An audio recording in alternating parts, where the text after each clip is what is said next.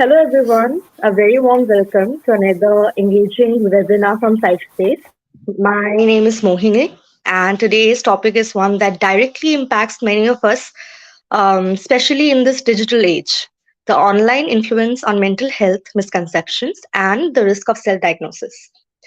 Now, let's start with a quick question for the audience. How many of you have ever searched online for mental health um, symptoms or tried to self diagnose? If you have, I mean, you're not alone, so don't worry. While the internet is a fantastic resource, it often leads to misunderstandings, misinformation, and even very risky behavior like self diagnosis. Today, we will delve into why this happens, the consequences it brings, and how we can navigate challenges responsibly. We are thrilled to have two incredible mental health experts with us who will guide us through this discussion and share practical insights. Ms. Dipshika Kalita, who has completed her bachelor's in psychology from Guwahati University and a specialization in clinical psychology from Assam Downtown University. Currently, she is a psychologist at PsychSpace and has extensive experience in helping individuals navigate mental health challenges. And Ms. Alankrita Sekia, who is a passionate mental health advocate with a bachelor's degree in sociology, sorry, who has a bachelor's degree in psychology from Sikkim University and a master's in applied psychology from Lenin Groups of Institution. She is a psychologist at PsychSpace, where she focuses on empowering people to take challenges and take charge of their mental health.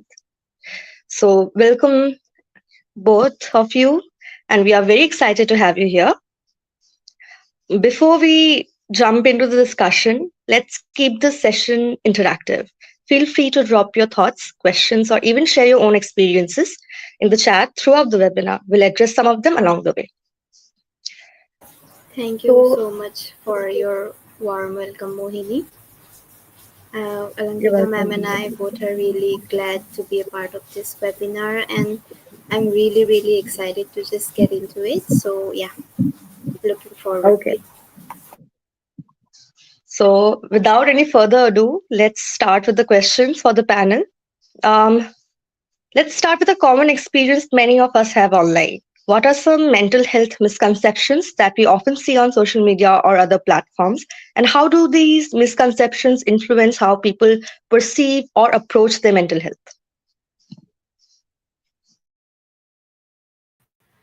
Thank you, Mohini, for the warm welcome. And I would like to go forward with that question. So before going through the question, we need to know why self-diagnosis is a risk, right? Why is it risky?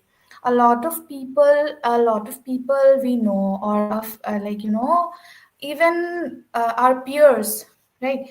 There is a time where they self-diagnose. There is a time where they, Google or go through different platforms to look out for the symptoms they have been experiencing, and they find out a particular diagnosis, right? So it is risky. Specifically, it is a risky thing to do because of a lot of reasons, but specifically because it is you are someone from you might be someone from a different background. You're not a professional, right? So when you do self-diagnosis, it is something which leads to a lot of misconceptions also, right? So before going through the question, I would like to let out some points. First is lack of expertise. Since people take specialized training for giving out a diagnosis, be it in the realm of mental health or physical health, there is training, or there is proper inquiry of knowledge also. And when we self-diagnose, we misinterpret the symptoms. So when there might be a different diagnosis for a similar symptom, right? So when we take a similar symptom, put it on the Google or whatever is it, and we search for or look out for the diagnosis, we might misinterpret the diagnosis, and it will lead to an incorrect diagnosis. So secondly, it is overlooking underlying conditions. When I say overlooking, it similarly means overlap of different conditions, right? Sometimes you or I, we might feel fatigued. So it might be because of, it might be a sign of, because you did not have a proper sleep the day before, right? Or you had a tiresome day the day before. Or it might also be, uh, because you have been depressed for a longer time. Or there might be also physical, biological reasons like anemia. Or it might also be something bigger, right? So self diagnosis might overlook, and it might overlook underlying, serious causes, and it will lead to a different diagnosis, and it will also lead to a different misguided treatment. So coming to misguided treatment again, so how, when we self diagnose, it will lead us to ineffective or harmful treatment. Suppose you, a person has a cold, okay, and the symptoms like cold, not cold exactly, but symptoms of cold. So now the symptoms of cold might be because of some underlying serious condition also, or it might just be a normal cold, right? So the person is like, since I have similar symptoms, I need to take this particular medicine, right? And that person will take that particular medicine, and in turn that medicine might be harmful for that person, and it will affect the person, right? It might lead to, serious, serious causes, or even more, serious medical condition. You don't even know if you're like, that particular medication is good for you or not, even though the symptoms are similar, right? So next is increased anxiety. So when you, like, there is a term called cyberchondria. It is when you are very, anxious, and you search for, symptoms online, and worst case scenarios happens, which leads to increased level of, stress and anxiety, which is something you have created for yourself, right? Next is, there is a stigma and mislabeling. So mislabeling oneself, it will lead to self stigma, or like, misunderstanding what are the symptoms, or what is happening with me, what is happening with my body, or what is going on in my mind, right? So suppose you call yourself bipolar, because, like, there, you have seen a particular symptom, okay, or there are some, your mood is fluctuating, all right. So you look into it online, and then you find out that these symptoms collide with bipolar disorder, okay. So when you do that, you self diagnose yourself as a, bipolar patient. So what happens? But for you to have a bipolar diagnosis, there is a different criteria. There are different diagnostic criteria for that, right? So it is something where you are mislabeling yourself, or there is also a stigma of misunderstanding you.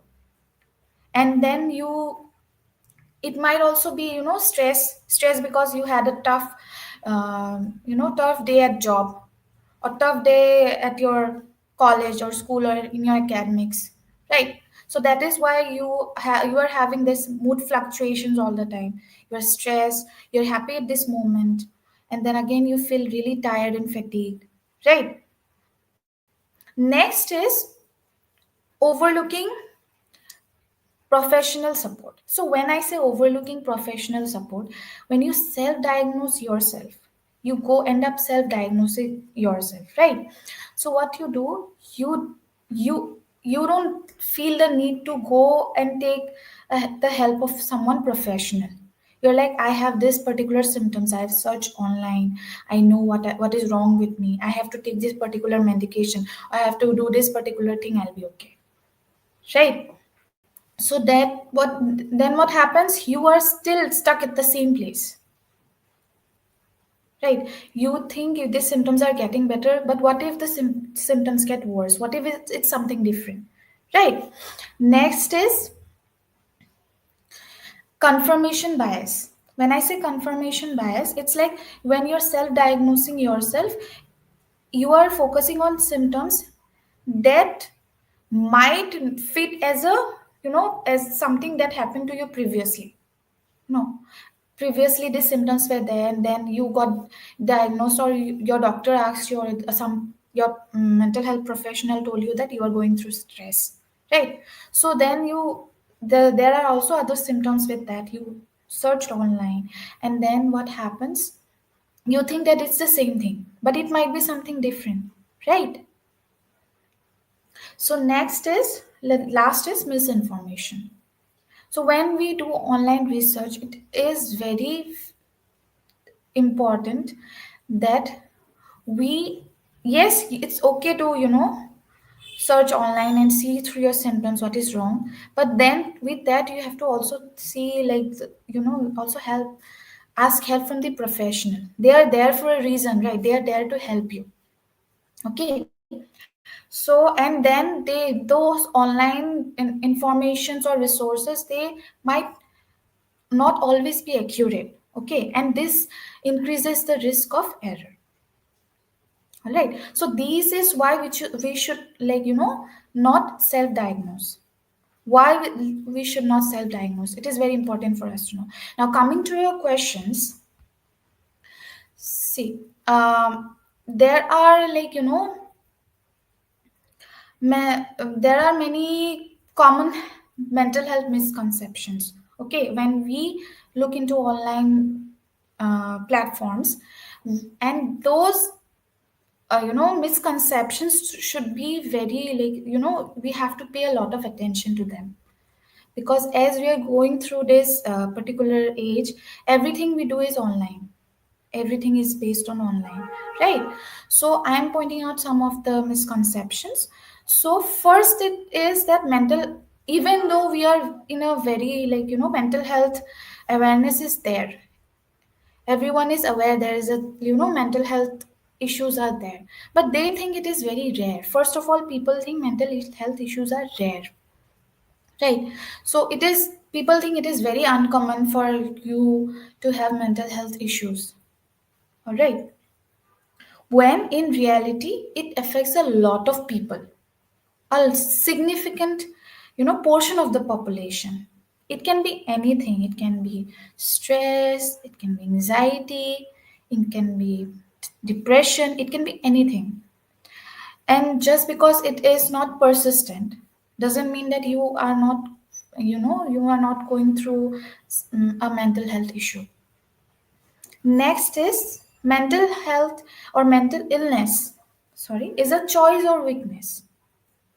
Many people think that if you have a mental health issue, if you're going through a tough time, if you're in stress, or if you have anxiety, it's a weakness.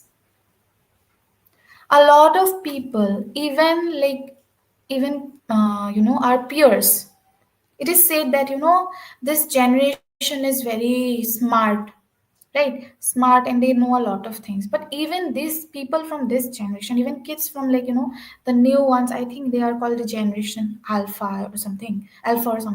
So even they think it is a weakness.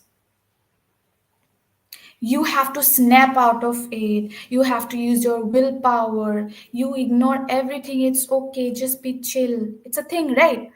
So that is wrong. It's a misconception. And then thirdly, it is a kind of, stereotypical thing that therapy is for crazy people. If you go to therapy, see, I'm not saying that people don't go to therapy, right? They do, but a lot of other people are there, like, wide significant, portion of people think therapy is, going to therapy means you're crazy. It's like, not mostly, most of the time it is like what other people will think of you, but sometimes it's like, if I go to therapy, that means I'm crazy, I'm mad.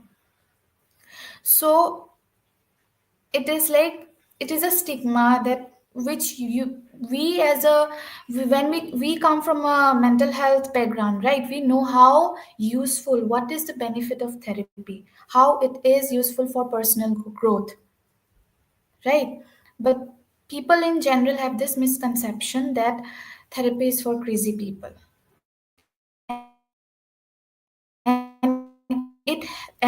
We know that therapy helps us in a lot of ways. Like it helps us for our personal growth. So next is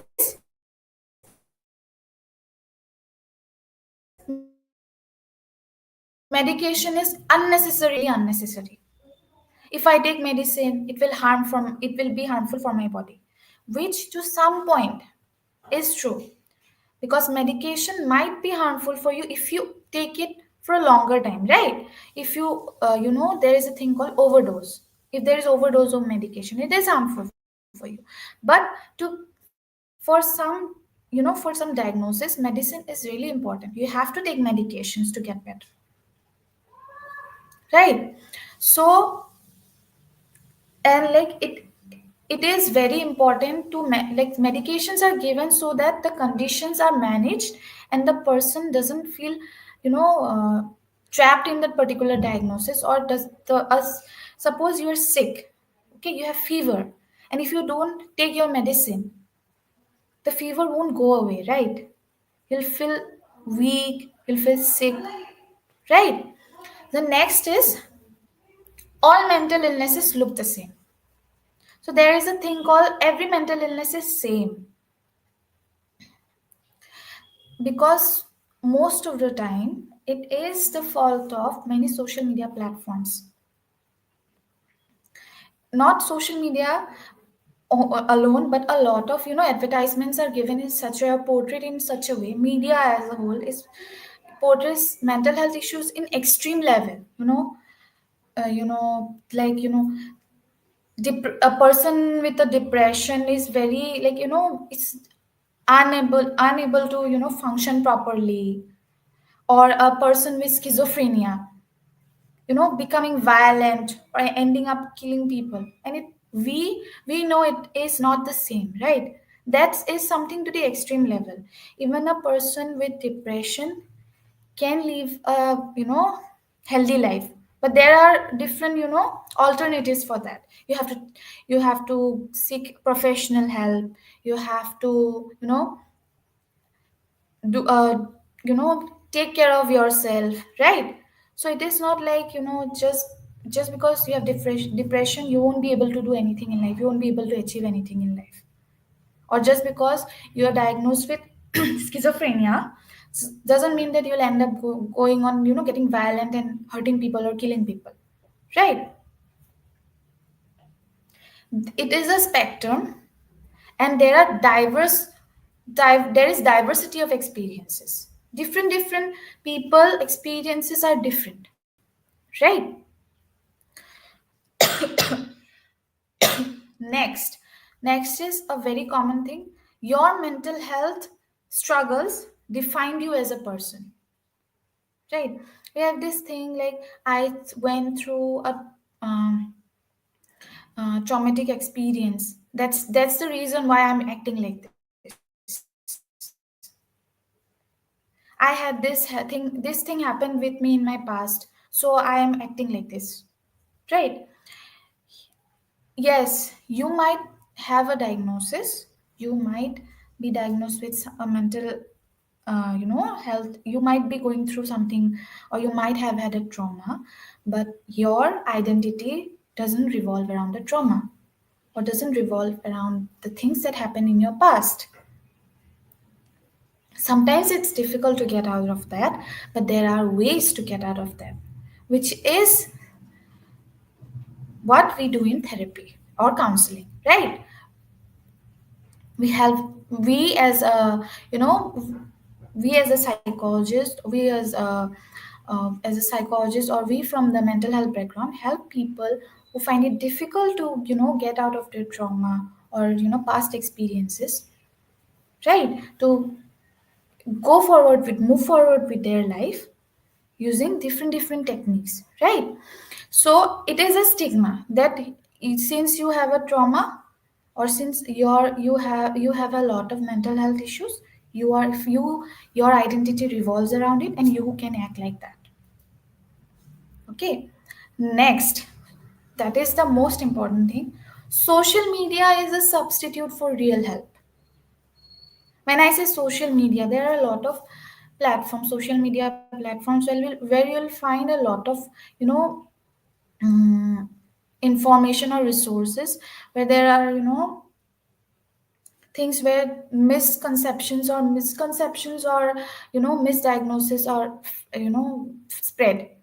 See, social media is a place where, which is also useful while, spreading awareness, or raising awareness. Okay, but sometimes people take it as a replacement for professional care. Okay, and then it leads to people self-diagnosing themselves. Suppose you come across a reel and you see these are the symptoms, these particular symptoms. That means you have this particular diagnosis. And then you interpret that and you're like, oh, so I have this particular diagnosis, I have this, so I need to do this, right?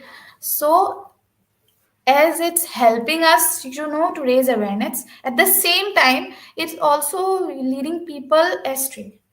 Okay, like, taking people away from the real, world, and also making people think that this is my world, and I can, use this as a substitute. Okay, and next is stress and anxiety are the same. People think stressed and being anxious, they are same, but they are not the same. They are used very wrongly. We all know that a little amount of stress is good for our health, right? We call it as eustress. Do you remember? We call it as eustress. A little amount of stress is good for us, but if this stress is persistent, then it is not good for us. And anxiety, on the other hand, is different. Anxiety disorder is very complex compared to everyday stress, right? Everyday stress is different, and anxiety disorder is completely a different thing. It's a completely different, universe, I'd say, right? Both different universe. Okay. Next is, people with mental health issues cannot recover. It is said that if you are given a particular diagnosis, you cannot recover at all in your life. It is wrong. You know why people think that way? Because there is lack of awareness about the potential for recovery, right? When you say, you have, like, we have seen, like, people getting diagnosed with a particular disease, right? And they are told that if you take this particular medication, you'll be feeling better, and after a period of time you'll get better, or your symptoms might slow down, right? But when it comes to mental health, it is often misunderstood that, a person with mental health is never going to recover. If you are diagnosed with, MDD, that is major depressive disorder, you'll never be, recovered from that, which is wrong, right? So it is because there is less awareness about the potential for recovery. We have tried our best to raise awareness about mental health, different mental health issues, but when it comes to recovery, there is a very less awareness about it. So, and different types of management can also be, there are different types of management also, which, uh, you know people end up becoming hopeless because of that. There, I feel there stems helplessness and hopelessness. Like, if I have this particular, oh no, what will happen to me now, I feel hopeless, I won't be able to do anything in my life, right?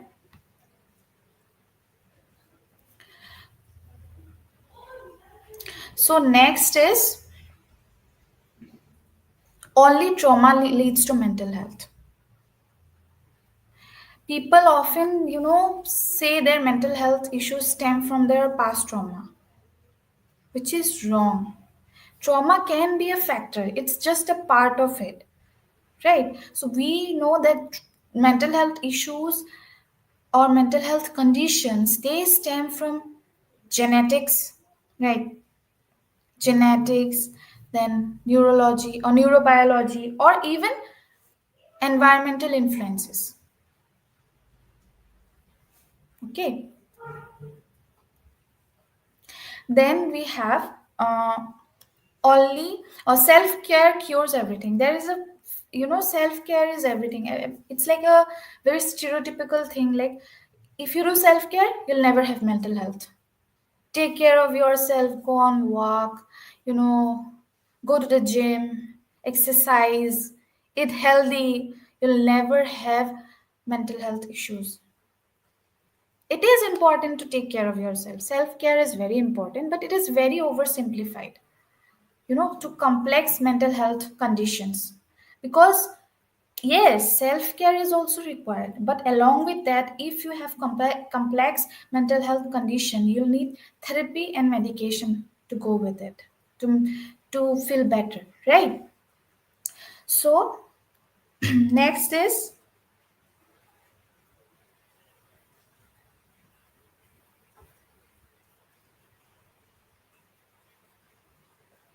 children don't experience mental health issues.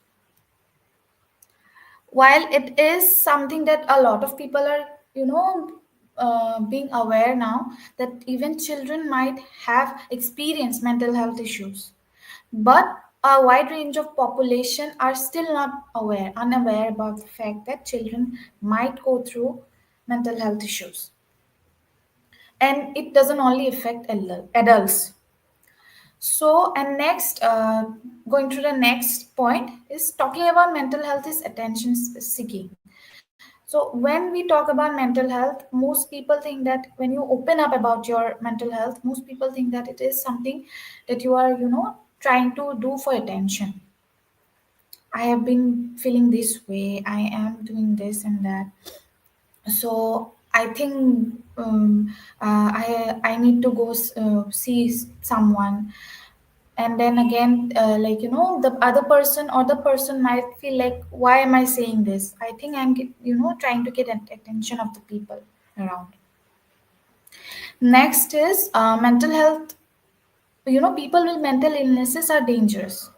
If you are given a particular diagnosis by your clinical psychologist, so people take that, like, suppose if you open up to someone, and that person might or might not think, there is a chance that if that person understands you, that person will never take it in a different way. But there are a lot of people that thinks that if you have a mental illness, then you are very dangerous.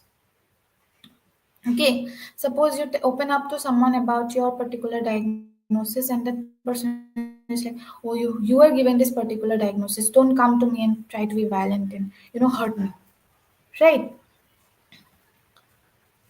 Next is mental health can be fixed quickly. Mental health needs time. Like, suppose you are going through a particular mental health condition, it needs time. When you are going through therapy, you have to make sure that that this particular thing will take time. You getting, like, the therapy, understanding your diagnosis, trying to change your lifestyle, trying to adapt to a new lifestyle, it will take time, and slowly it will get better. Lastly, it is that when you seek mental help, when you seek help for mental health, it means you are failing. If you see someone or if you talk to someone about the feeling or about the things you have been going through, it means that you fail as a person. You are weak.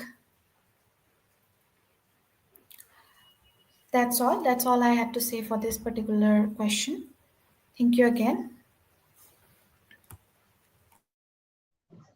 Thank you, ma'am, for putting, such a complex question, such a complex term into such a simply or insightful answer you just provided. Circling back to what you already mentioned about self diagnosis and it becoming a huge trend, right? Like, thanks to other platforms like TikTok and Instagram, self diagnosis has become a huge trend. In your experience, what factors are driving this trend? And what are the dangers of relying on these platforms for self diagnosis instead of seeking professional help?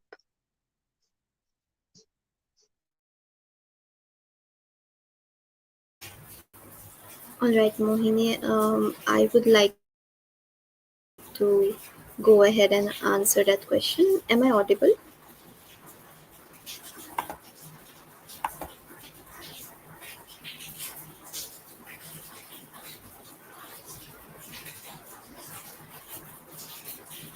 My screen just froze for like a minute. Am I audible? Yes, ma'am, you are. Okay, so yes, your question is about the factors, right? The factors that contribute to the trend of self-diagnosis. So, as we have like already heard from Alankita ma'am that why self-diagnosis so risky and what perpetuates this trend of self-diagnosis more and more.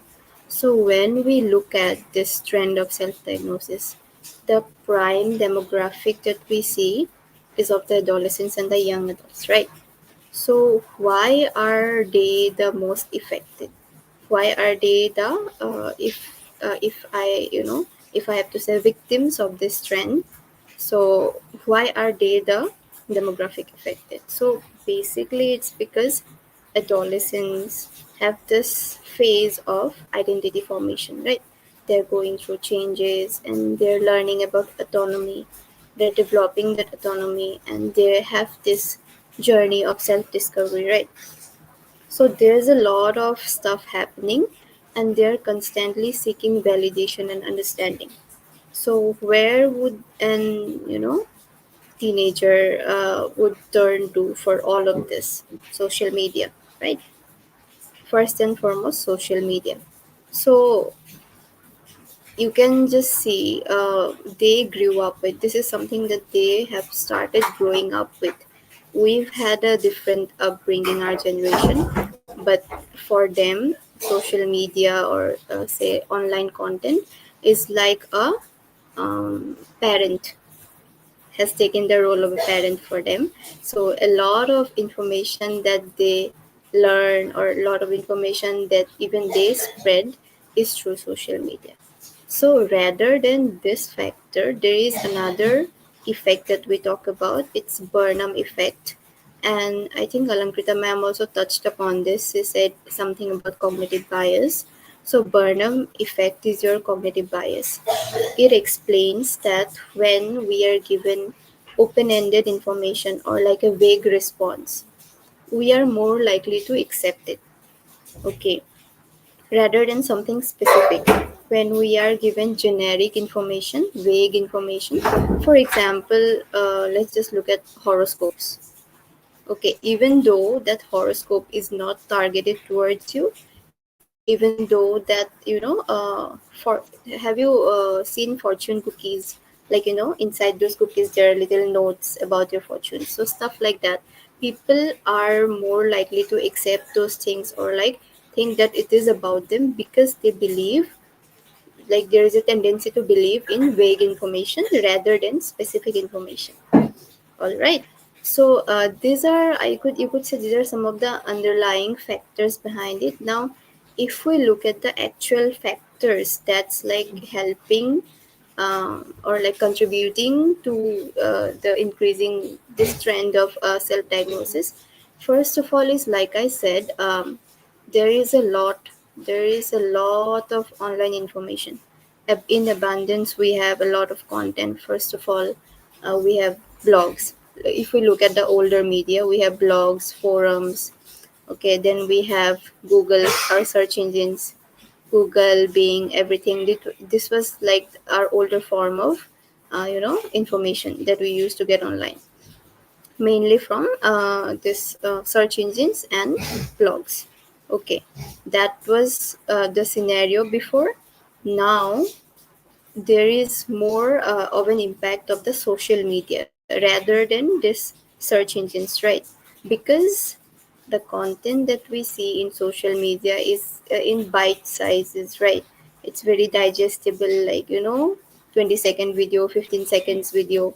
That is something that we have accepted as a more I would say more convenient form of information, because it's like no one has time.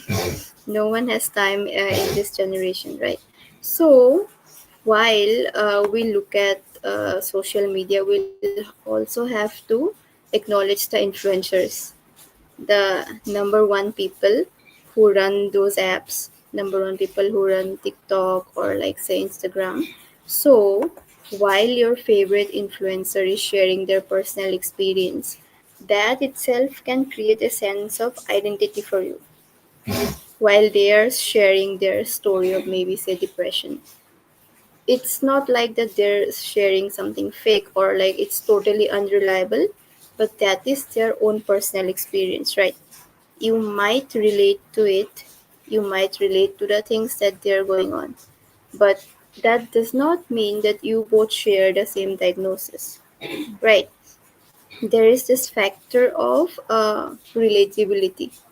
We are always trying, or like always trying to find content which is relatable to us. That is why Instagram has that for you page for us, right? Because they're showing us the content, the whole algorithm behind it. If you look at it, they're showing us the content that we can relate to. So while we relate to the struggles of our favorite influencer, that necessarily does not mean that we both share the same diagnosis.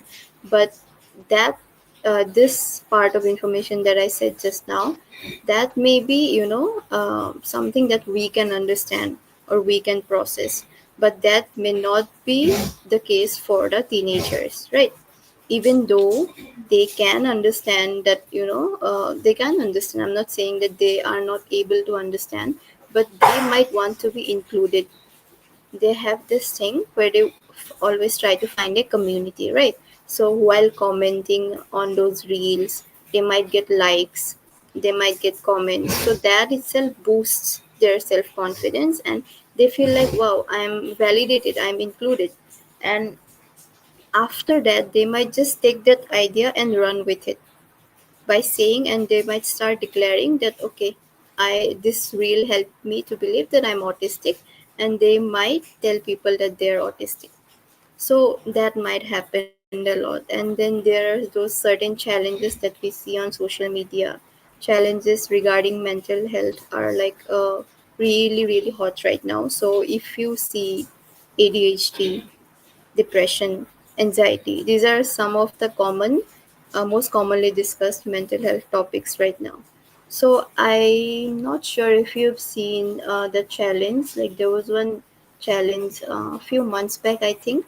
Like put your finger down if you are picky eater, put your finger down if you are disorganized. So at the end of the video, the influencer said that if you have all of this, yeah, you are autistic.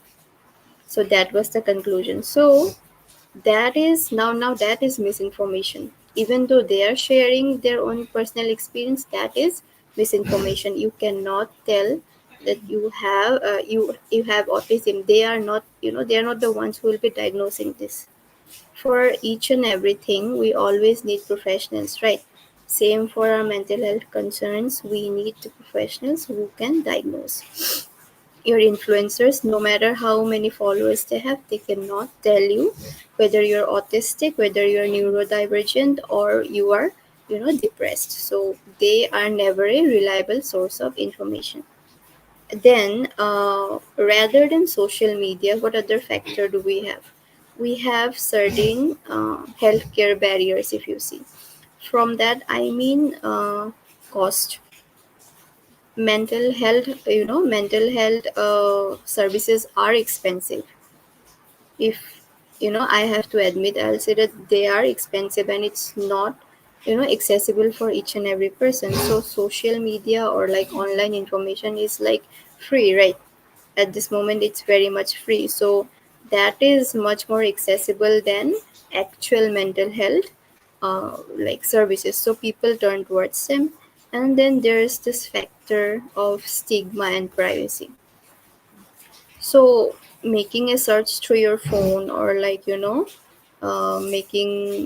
going and joining an online forum or like a group chat is much more private than talking to your family members or like your parent or your friends. So that's another factors that's like helping in this trend of self-diagnosis. Then there's this thing, even though mental health awareness is like very prominent right now, if you look at the social media trends, or like if you look at the online platforms, everyone's just trying to oversimplify, right? Uh, oversimplify the diagnosis of the mental health disorders. If you look at a certain reel or video, like what is ADHD, they'll give you 4 bullet points and they're done with it. That is not how it works. When we are diagnosing mental health disorders, we are looking at the duration of the all the factors, all the socio cultural factors, the duration, how long has it been going on, and what are all the symptoms. And we even have differential diagnosis. We'll try to be sure before giving a proper diagnosis. We'll try to be sure, because labeling a person is easy. Labeling and saying that you have ADHD or you have autism is quite easy, but then the person has to live with it, right? So for that thing, we always are very careful with our diagnosis, and we have our manuals, right? We have DSM, we have ICD. Those are our diagnostic tools. The mental health professionals use those tools to diagnose. And no matter how many times you Google, and how many sites you go across, like WebMD, Mayo Clinic, all those sites will give you quick searches of like these are the symptoms. But that doesn't mean that you can diagnose simply by looking at the symptoms. There are whole criterias, and the criterias have to be checked, right? Then like I said, there's this behavior of validation seeking.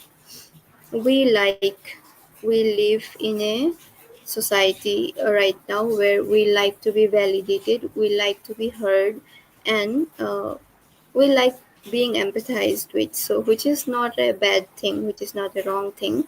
But at the same time, there has been normalization of many mislabels that people use just for that attention, or like for that care. Because again, this is coming from that place where a person is maybe lonely, the person has maybe low socialization, or like doesn't have a healthy family relationship, or maybe lives in a neglectful family. So all of these things are giving rise to these trends that we're talking about. And the entire picture is such that we, without knowing, are also contributing to this trend.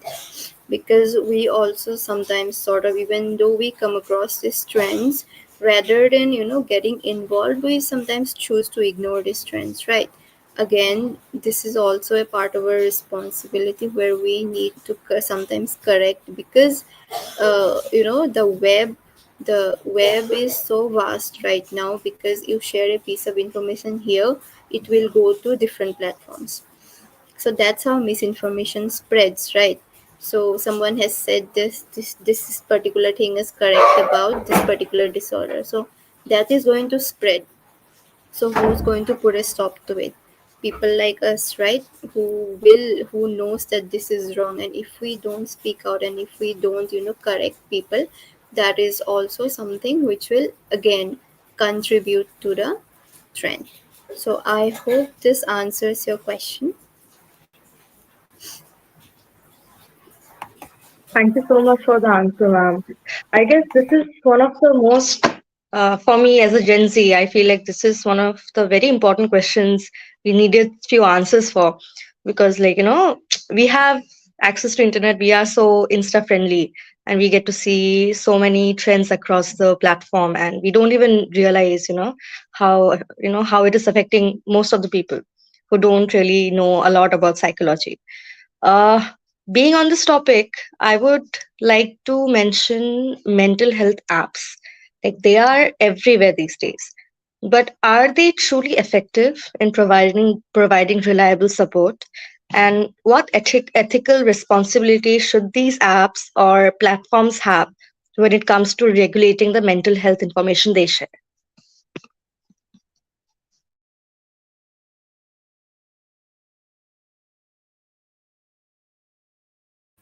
I would like to go forward with that question, Mohini. So, yes, we now have seen a lot of, or come across a lot of apps that is used for mental health purpose, right?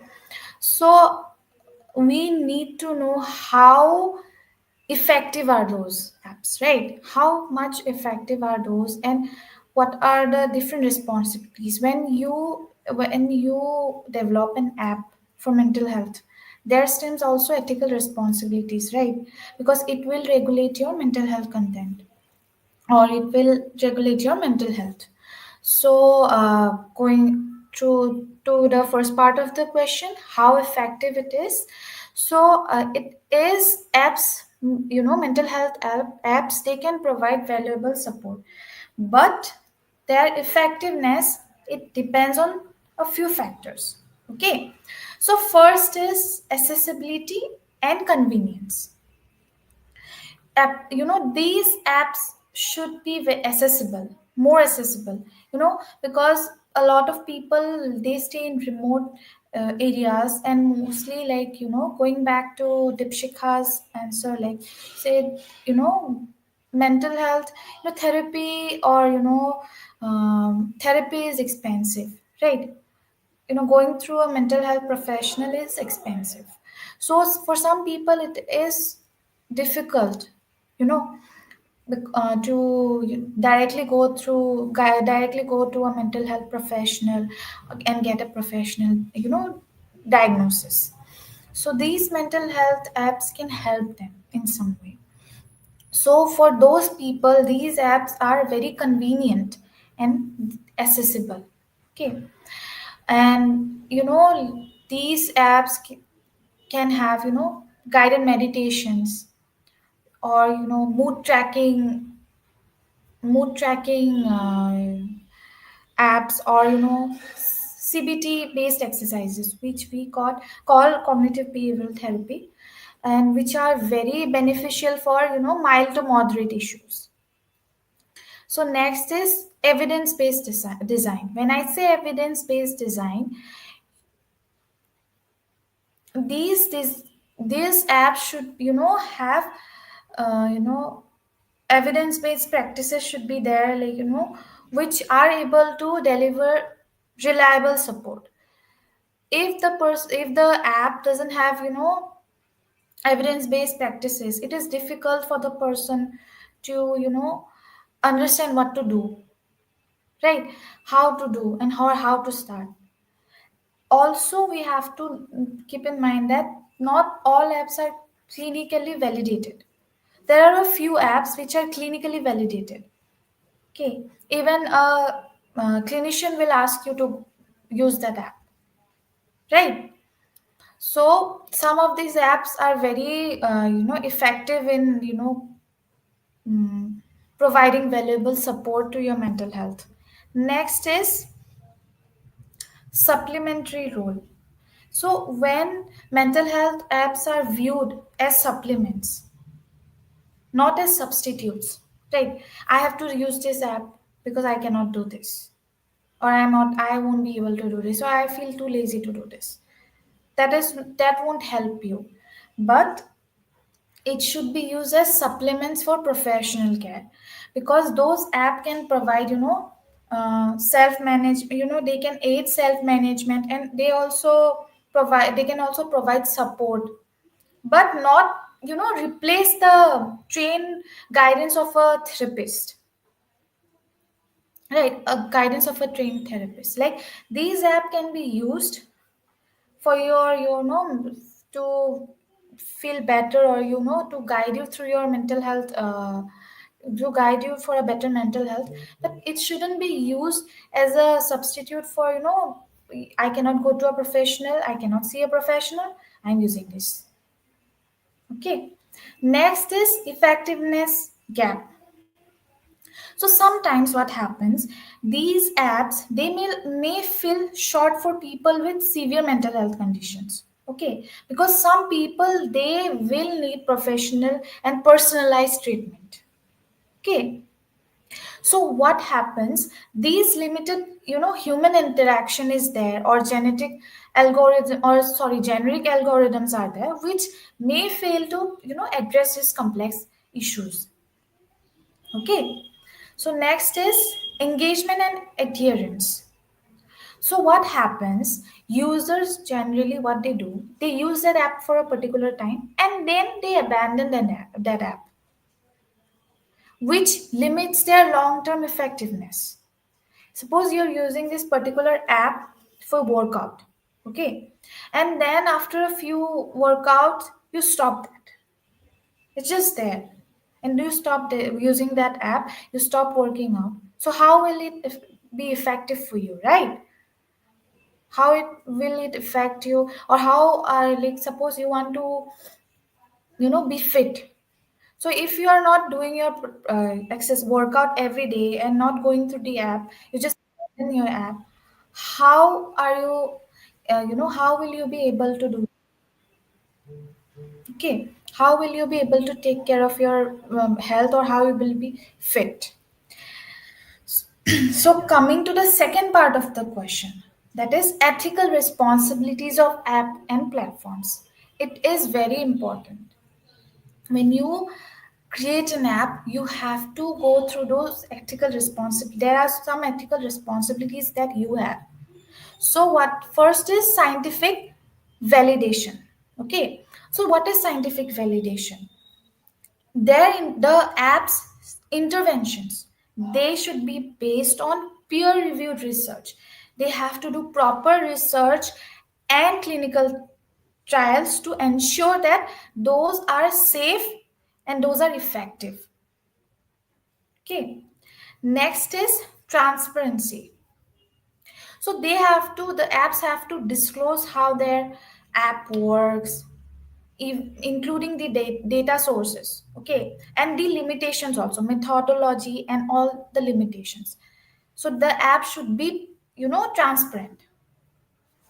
Next is data privacy. So like these, when you download an app and you are using that app for your mental health, uh, for making your mental health better, there are certain things that are very private to you, right? That are very, very private to you. So those things should be protected, because it is a sensitive mental health information, right? It is sensitive for the user. So that is, the app should ensure that their privacy regulations are in such a way that they don't sell those data to third parties. Next is content moderation. So sometimes though, there are apps where there are advertisements for different, content, right? So the important thing is content moderation. So the app, the people or the ones who make that app, they have to make sure that, social media platforms, they must not trigger the person or not show harmful content that, glorifies self harm, or, offers advices which will be harmful for the user. Okay. Next is regulation of misinformation. So those platforms, they should, implement strict policies which are against unverified or harmful content related to mental health, which is like, self-diagnosing tools, glamorization of mental illness, glamorizing mental illness, or, there are some unsafe, coping mechanisms. There are like a lot of unsafe coping mechanisms that we most of the time see or come through with, like when we go through different social media platforms, that this is a coping mechanism for this particular thing, right? There's, if you are tired, if you feel fatigue, have caffeine all day, right? It's okay to have caffeine, you'll boost your energy, which is unsafe, right? Which is unsafe for your for the person. Next is inclusion and accessibility. So, these apps or these platforms, they should accommodate diverse user needs, like, language. Suppose language options should be there, because a lot of people might not know. It's like now, in a lot of platform, English is mostly used, right? So a lot of people might not be comfortable with English, so there should be language options, or there should be, cultural sensitivity should be also kept in mind, right? And these tools should also be for people with disabilities, in such a way that every people, like everyone, every user using it is able to use it and doesn't feel like, they are being disrespected. Next is, these features should, like, there might be a crisis sometime, since this is an app for mental health, right? There might be a need for emergency support. So these apps and platforms should integrate crisis features. Like suppose you are in a crisis, or you are in an emergency. So there should be different links, or there should be different buttons where you can directly, call helplines or emergency services. Next is oversight and accountability. Okay. So these apps, since these apps are, looking at, like, or trying to help people build a better life or better mental health, government and healthcare organizations should also, you know like, mostly now it's like a lot of different apps are there, right? So even governments and healthcare organizations should also come up with apps, because as a specifically as a mental health organization, or or a hospital where, mostly it's a mental health institute, right? So they can come up with, different apps, because they are mostly aware, they mostly know, because they mostly use these tools like Dipshika mentioned, ICD, for ICD and DSM, right? So these tools are mostly used in those institutions and organizations. So they are mostly aware what needs to be done, or how things should be done, or how the diagnosis should be done, right? So those government and healthcare organization, they should actually come forward and try to build apps to ensure that they, meet ethical and professional standards, or even they can come up with the different people who try to open this app, right? Individuals or different organizations who wants to open this app, and then try to see if those, mental health apps, they meet the ethical and professional standards or demands. So I think I have answered your question.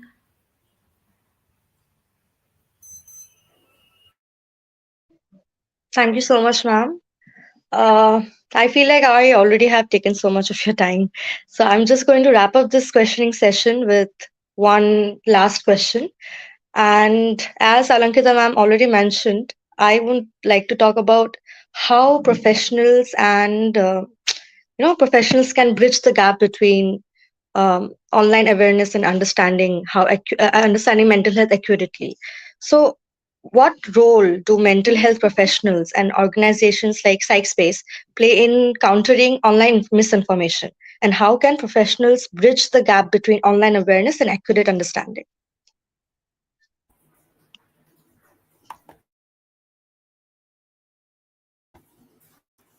Okay, Mohini, that is a really good question. And I would like to go ahead with it. So, basically, what is our role, right? So, we have to do something about it. So, what can we do about it? So, first of all, I think we have to begin by promoting accurate information. By that, I mean we have to start changing the misinformation into the correct information, right? We can we can take the this role. We can start creating educational content, even though it might be not very, how do I say, we can even create reels. Doesn't have to be like put into a boring form of a blog. We can make reels, we can make podcasts, and we have to start explaining mental health topics clearly, starting from what is a mental health disorder, because most people actually don't know what is a mental health disorder. Like, they have a very wrong conception. They think that it only affects like one area of our life. Like, mostly they think that it affects our emotional part of our life. They don't know that it also has implication in our socio-occupational functioning, right? So all of those things we need to cover. Then we have to debunk certain myths, because there are a lot of casual misuse of terms like bipolar, OCD, ADHD. Anyone who is having mood swings, or like is happy today, maybe something has happened, they are sad tomorrow, might be called bipolar. She's so bipolar, she's happy today, unhappy tomorrow. So we have to stop that. We have to start explaining these terminologies, and like even when we encounter it in like real life, we are seeing that someone's saying that this person is so bipolar, we have to interfere and we have to correct, because it always begins there, interfering and correcting. Then we have to actually give this clinical definitions, or like clarify the differences between, like Alankita ma'am talked about before, stress and anxiety. Many people confuse these two terms, like or these are used interchangeably. I have so much anxiety, when they mean that they are actually stressed, but they'll say I am so anxious today, they're actually stressed. So we'll have to begin by these small baby steps. Then all of this have to be put into obviously social media, even though we try to even if we try to do it offline. That is also a good thing, because offline information is also very important. We can host like workshops, we can go to educational institutes, we can go to corporates and try to raise awareness. That is there. But the fastest mode of media is social media. So if we use social media, if we are active on these platforms, and if we participate in these trending discussions, like all those challenges, if we go and be like, wait a minute, I know what this is, I know that they're wrong, and I can correct it, because I am someone who is a student, or maybe who is a practitioner. So like, you have that right, so you can take that accountability, and you'll be like, okay, I have this certain responsibility of correcting it, right? And then we can also collaborate with certain influencers. We can at least we can try to collaborate with them, like, hey, I hear that you have experienced this situation, would you like the take of a mental health professional, would you like to have me on your platform, and would you like to go over this so that the messaging is correct, right? We can do that. And then even if that does not work out, we can form a community among ourselves, mental health professionals. Then we can create something online, certain pages, groups. It is already being done, but I feel like we need to do it more. Then, other than this, what can we do? We can, flag harmful content. We can report harmful content. Right, and we can partner with certain tech companies. We can, develop certain reliable tools, because if you go and search for like a anxiety test online or a personality test online, many things will pop up, right? But those aren't reliable. So rather, what can we do? We can create our own reliable tools, our own fact sheets, and that in that way, at least even though there are like 1,000 fake personality tests, at least there would be ours, which is quite reliable. So even that matters. Even if we are that one real personality test out there, we matter, right? Then educating the public, as I said, we can raise awareness. We can many people may not know this thing called self-diagnosis that we're talking about today. So stuff like this, hosting a webinar like this, hosting a workshop, this stuff will help. Even though we have 3 4 people attending, or like very less number of people, still this will help. This will help this term to get out there. People would be interested or like curious about what is self diagnosis. I wasn't aware that I was doing it. That this is the reason why we need to keep on doing this. Like awareness should not stop, even though this is such like like a old thing, raise awareness, generate awareness. But this has helped, as we have seen again and again. This has helped, and we need to continue. We also need to run certain campaigns. We can come up with certain hashtags. We can create certain communities, support groups. So all of that, where a mental health personnel or a practitioner is a moderator. So in that way, if certain misinformation comes our way, we can at least correct it, right? And if we look at the ethical side, yes, we need to call for like stricter regulations against like unethical content. Even all the apps, if you look at it, Instagram or like TikTok, Twitter, they also have certain, rules and ethics. But I feel like those needs to be stricter in case of this, because oftentimes mental health is like a free pass for people to make more and more content. So that should not be there. So we need to contact them. We need to maybe send a mail. Somehow we need to get across them. All right, and if we see that certain viral trends or maybe certain wrong information is being spread, like I said before, we have to report. We have to use the report options, flag options. All right, and all of this, if you see, all of this has like doubled since the pandemic.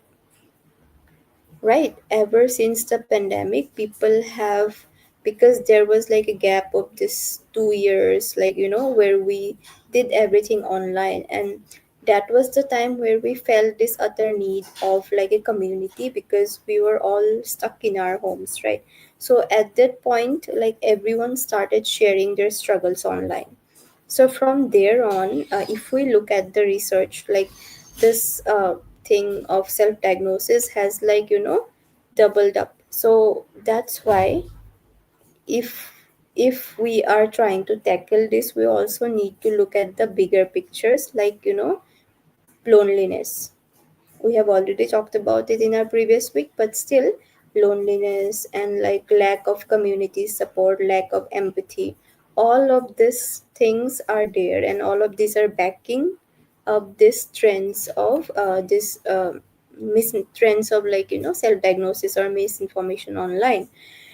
And why people choose to believe it, I have already explained in the in the first answer, that there is this need to be validated. There is this need for people to feel accepted, be empathized with. So uh, overall, I would just like to say that yes, it is the responsibility of the mental health professionals to look out for these things, to correct these things. But at the same time, even the general public, even anyone can go out, and if they see that something, some kind of misinformation is going on, if they themselves don't know whether this is right or wrong, they can pick the uh, you know um, they can pick the choice of like going to a professional instead of choosing the online content.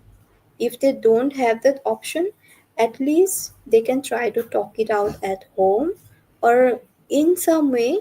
There are many free resources, right? Free help groups where there are like the you'll always have to be sort of alert. In today's world you have to be alert, because as I said, there are like thousands of misinformation that will pop up, thousands of self-help groups or like resources that will pop up, but at the end of the day we have to be a little more aware, little more alert while choosing, while making a choice. And that's why there is always the role of the parent when monitoring the content of their child or the teenagers. They'll have to monitor in one way or another that their child is going to the correct resource, to the correct person. So in a way the responsibility falls upon each and every person, mostly to the mental health professional, but also I feel like other groups or other parts of the community can still contribute to this. I hope that answers your question, Mohini. Yes, thank you so much. Um, I'm sure our viewers have learned as much as I did from today's webinar, and perhaps even rethought some of our own online habits. I would like to take a moment to recap today's key points that we have discussed for our viewers. That is, we started this webinar with common misconceptions online, such as overgeneralized definitions of mental health conditions, which can lead to misunderstandings. We also discussed about the trend of self diagnosis driven by accessibility of online content and its dangers, such as misdiagnosis or delayed professional care. The role of mental health apps, which can be helpful but require strong ethical guidelines to ensure the accuracy of the content. And lastly, we talked about how mental health professionals and organizations can actively debunk myths, provide incredible information, and encourage seeking professional guidance. A huge thank you for our speakers, Ms. Dipshika Kalita and Ms. Alankrita Saikia, for sharing the expertise and making this session so engaging. Your insights have truly enriched our understanding of this critical topic. As we wrap up, I would love to hear from the viewers. Um, what's one key takeaway from today's webinar? I would like you to comment below and let us know. Thank you for your active participation. And remember, Psych Space is always here for you. Follow us on Instagram and other social media platforms for updates, tips, and resources. And if you or someone you know needs professional support, don't hesitate to reach out. We are just one DM away. Thank you all for joining. Take care, stay mindful, and have a wonderful evening.